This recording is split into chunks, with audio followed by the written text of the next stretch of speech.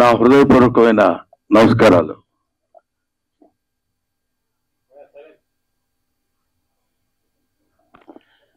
ఈరోజు నేను ముఖ్యంగా ఇక్కడికి రావడానికి రీజన్ ఏంటంటే, ఈ సినిమా చూడటానికి కూడా రావడానికి రీజన్ ఒకటి ఉంది, ఒక కారణం. అదేంటంటే, పూర్వ ఆశ్రమంలో నేను లెక్చరర్గా పనిచేశాను. విద్య అంటే ఏంటి, ఎడ్యుకేషన్ అంటే ఏంటి, ఎందుకు మనం చదువుకోవాలి, ఎలా చదువుకోవాలి అని తెలుసుకున్నాను. తెలుసుకున్న తర్వాత అధ్యాపకుడు అయిన తర్వాత, అది విద్యార్థి దశలో ఉన్నప్పుడు తెలుసుకుని అధ్యాపకుడు అయిన తర్వాత విద్య ఎలా చెప్పాలి, ఎలా చెప్తే పిల్లలు అనే భావంతో కొంతకాలం అధ్యాపకుడిగా పనిచేశాను. దాని తర్వాత భగవంతుడి ఆశీస్సుల వల్ల, ఆయన నిర్ణయం వల్ల నేను ఈ సినిమా ఇండస్ట్రీకి వచ్చి సినిమా నటుడయ్యాను, అందున హాస్య నటుడయ్యాను. ఈ పాయింట్ ఎందుకు చెప్తున్నానంటే, యూనివర్సిటీ అనే పేరు, అసలు యూనివర్సిటీ అంటే ఏంటి? యూనివర్స్ అంటే విశ్వం. విశ్వం అంటే అన్ని గోళాలతోటి, అన్ని ఖగోళ శాస్త్రానికి సంబంధించినటువంటి ఈ మొత్తం ఒక భూమి అనేటువంటి గ్రహమే కాకుండా విశ్వాంతరాళాల్లో ఉన్నటువంటి గ్రహాలన్నిటికీ సంబంధించినటువంటి జ్ఞానాన్ని నేర్పేటువంటిది ఆలయం, విద్యాలయం. అదే విశ్వవిద్యాలయం, అదే యూనివర్సిటీ. అటువంటి యూనివర్సిటీ అనేటువంటి పేరుని ఇప్పుడు ఎటువంటి విశ్వవిద్యాలయాలు అయ్యాయి అని చెప్పడానికి ఎంతో ఎంతో కృషి చేసి, దానిలో రీసెర్చ్ చేసి, మనందరికీ అందులో జరుగుతున్నటువంటి అవినీతిని, అప్పట్లో మనకు విశ్వవిద్యాలయాలంటే కాశీ విశ్వవిద్యాలయం అని పెద్ద పేరు, బెనారస్ యూనివర్సిటీ అని. ఎక్కడెక్కడి నుంచో అన్ని దేశాల నుంచి మన దేశం వచ్చి చదువుకుని వెళ్ళిపోయేవాడు. అంటే జ్ఞాన సంపద ఉన్నటువంటి దేశం మంది. ఇవాళ మన దేశం, మన ఎడ్యుకేషనల్ స్థితి ఎలా ఉంది, విద్యా వ్యవస్థలు ఎలా మారిపోతున్నాయని వాటన్నిటి మీద అధ్యయనం చేసిన తమ్ముడు నారాయణమూర్తి అవన్నీ చూసి తట్టుకోలేక, అంటే ప్రీతి తీసుకోలేక, దీన్ని ఎలాగైనా సరే నా మిత్రులకి, నా వాళ్ళందరికీ పంచిపెట్టాలి. ఎందుకంటే ఈయన ఒక తేనెటీగ లాంటి మనిషి. తిరుగుతుంటాడు అన్ని చోట్లకి వెళ్ళి తేనె పువ్వు చేసుకుని వచ్చి తలా ఒక చుక్క చేతిలో పెట్టాలనేటువంటి మహాసంకల్పం ఉన్న మంచి మనిషి. ఎందుకంటే మీకు అందమైన హీరో ఎవరైనా అడిగితే, నాకు అందమైన హీరో ఎవరు అని చెప్పమంటే నేను నారాయణమూర్తి పేరు చెప్తాను. అందం అంటే ఇక్కడ glamour, 6 feet height, curling hair, బ్రహ్మాండమైనది, ఆ తర్వాత మంచి డ్రెస్సింగ్, అలాంటి అందం కాదు. మదర్ తెరిసాని, మీకు అందమైన వ్యక్తి ఎవరమ్మా, ఎవరు మీకు అందంగా కనిపిస్తారని అడిగితే, ఎవరి మనసుల్లో సేవాభావం ఉంటుందో, ఎవరి కళ్ళలో దయాగుణం ఉంటుందో ఆ వ్యక్తి, ఆ జీవి అందమైంది అని చెప్పింది. నాకు తెలిసిన నారాయణమూర్తి 40 సంవత్సరాలుగా, నాకు తెలిసి 40 సంవత్సరాలు, ఆయన అంతకుముందు ఎన్ని సంవత్సరాల నుంచి ఉన్నారో నాకు తెలియదు. నిరంతరం నిరంతరం నిరంతరం ప్రజలు, అందున పేదవాళ్ళు, వాళ్ళు పడుతున్న బాధలు, వాళ్ళకి పడుతున్న కష్టాలు, సుఖాలు, ఊరికే నటించటం, నటుడిగా వచ్చి నటించటం అనే కాకుండా, I want to give some message to my people, to the people of India, not to the people of India, to the people of universe. అటువంటి వ్యక్తి నారాయణమూర్తి. బహుశా నేను చూసి పూర్తిగా ఇంతవరకు చాలా కాలమైంది నేను సినిమా మొత్తం కూర్చుని థియేటర్లో ప్రివ్యూలు కానీ లేకపోతే సినిమా హాల్స్లో కానీ నేను చూడటం. కానీ ఈ సినిమాని ఎందుకు చూడాలనుకున్నానంటే, దర్శకుడు వేరు, ప్రొడ్యూసర్ వేరు, ఇంకొక టెక్నీషియన్స్ వేరు, ఇంకొకళ్ళు ఎవరెవరో ఎన్నో 24 శాఖల మంది కలిసి పనిచేసే పనంతా ఒక్కడే భుజాన కాడేసుకుని దాన్ని ఆయన చెప్పాలనుకున్నటువంటి విధానాన్ని అద్భుతంగా సినిమా తీసి చెప్పాలి అనేటువంటి ఆలోచన ఎందుకు? మీకోసం, ప్రజల కోసం, పేద ప్రజల కోసం. ఈ సినిమా చూస్తున్నంతసేపు నాకు అనిపించింది, ఇందులో ఒక అద్భుతమైన ఎమోషన్స్ ఉన్నాయి. తండ్రి కూతురు, తండ్రి కొడుకు, ఆ తండ్రి చదివించి ఆ తండ్రి చేసినటువంటి త్యాగం, ఆ తండ్రి కోసం కొడుకు చేసినటువంటి త్యాగం, ఇలాంటి ఎమోషన్స్, ఆల్ ఎమోషన్స్ ఒక చోటికి తీసుకొచ్చి ఎంత దారుణంగా హ్యూమన్ ఎమోషన్స్తో ఆడుకుంటుంది వాళ్ళ ఈ సొసైటీ అని, అవినీతి బంధుప్రీతి చీకటి బజారు అలుముకున్న ఈ దేశం ఎటు దిగజారు అన్నాడు శ్రీశ్రీ 50 ఏళ్ల క్రితం అనుకుంటా. కాబట్టి ఇవాళన్న మాట కాదది.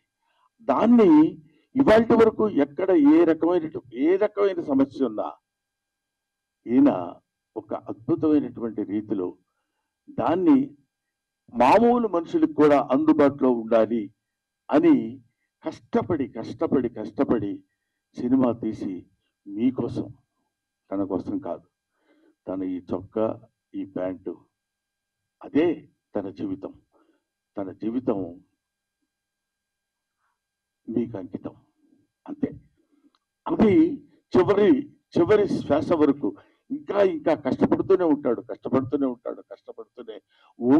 ఉండాలని భగవంతుడిని నేను కోరుకుంటూ, చూడండి ఎంత త్యాగం చేసి ఎన్ని అంటే, ఎవడే మరి ఇప్పుడు ఇట్లాంటి సినిమాలన్నీ మేము ఏం చూస్తాం సార్, మీరు ఏదో చెప్తారు. ఎట్లాంటి సినిమాలు? ఇదేమి నిజానికి దూరంగా ఉన్న సినిమా కాదు, ఇల్యూజన్లో ఉన్న సినిమా కాదు, ఊహించుకున్న ఒక అందమైన అద్భుతమైనటువంటి సుందరాంగి సినిమా కాదు.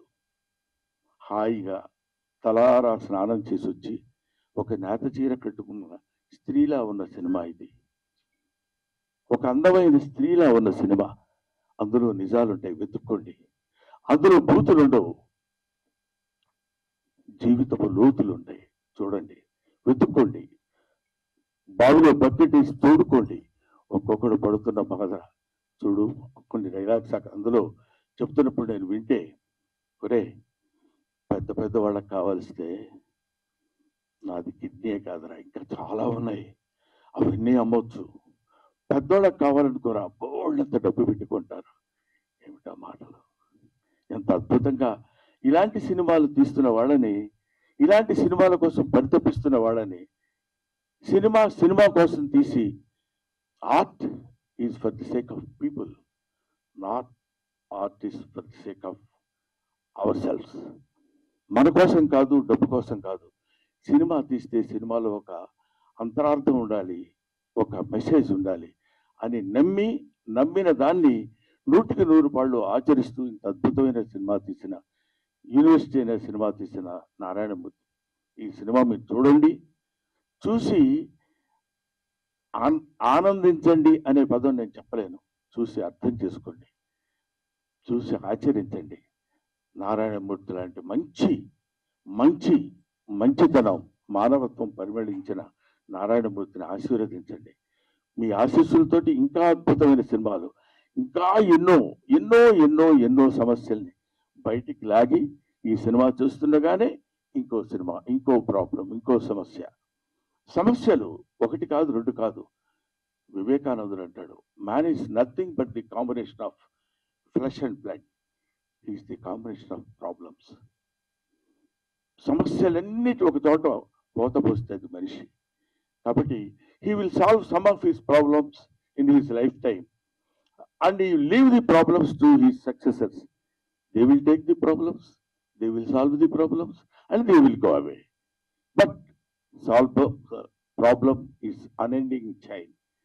దాన్ని భుజాన్ని వేసుకుని, అదే ఇందాక సినిమాలో కూడా ఒక సంభాషణలో చోట చెప్తాడు, పిల్లలందరూ యేసు ప్రభువులు అంటే యేసు క్రీస్తు సిలువను మోసినట్టు ఆ పుస్తకాల బరువు మోసుకుంటూ వెళుతున్నాడని, సమాజం బరువు మొత్తాన్ని భుజానేసుకుని మొయ్యాలి అనేటువంటి బాధతోటి, భావనతోటి, ఆలోచనతోటి మీ ముందుకొచ్చి మీకు సినిమాలు చూపించి ఆ సినిమా బాగుందని నలుగురు మెచ్చుకుంటే ఆనందపడి అదే ఆనందంతో ఆ చప్పట్లే కదరా ఆకలిగా ఉన్న కళాజీవికి పంచపక్ష పరమాణాలు అంటాడు.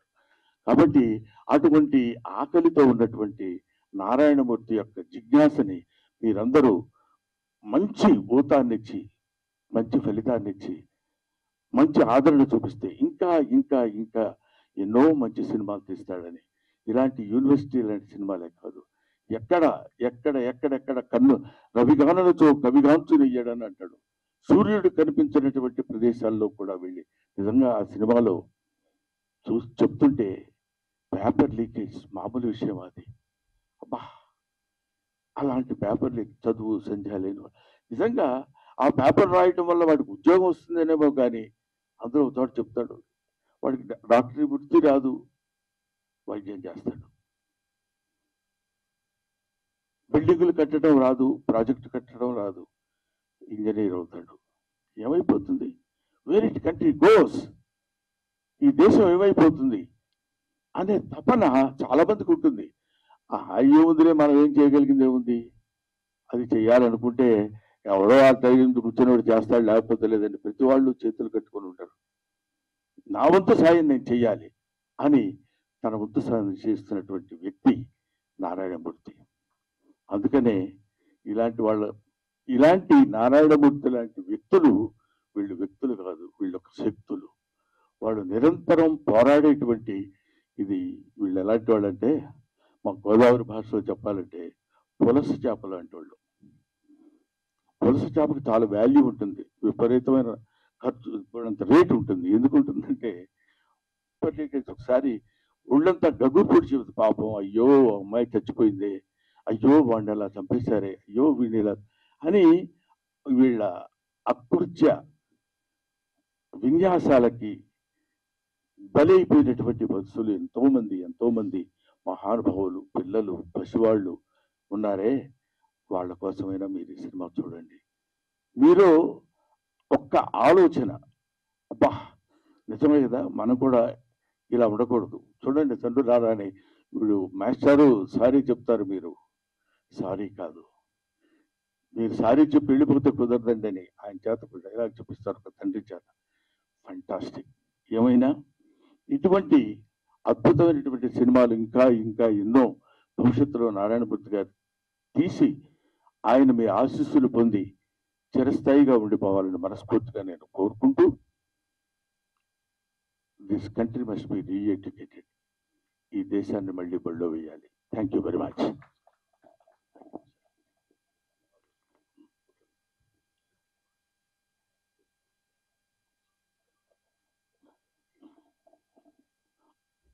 ఆ తర్వాత నారాయణమూర్తి గారు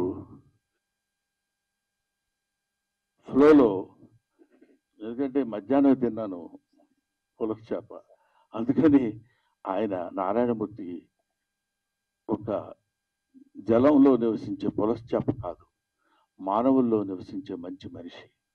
ఆ మనిషి, ఆ పరిమళం 10 కాలాల పాటు హాయిగా హాయిగా హాయిగా ఉండి శతమానం భవతి.